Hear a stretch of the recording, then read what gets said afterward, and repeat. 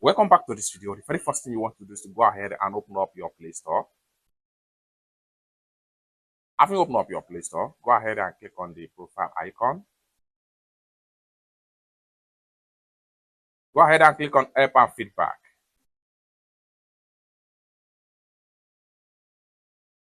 And you are here. Go ahead and scroll down right here. And then make sure you click on Contact Us right here. They take you right here. What can we help you with? Enter your questions right here and hit on Next. Then follow the prompts and you can chat with us now and come back later. We will keep this chat open for 24 hours after the last message.